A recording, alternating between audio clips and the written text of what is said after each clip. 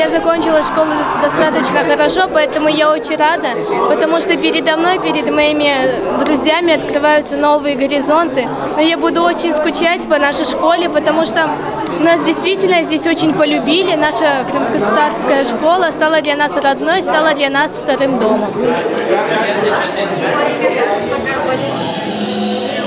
Конкретно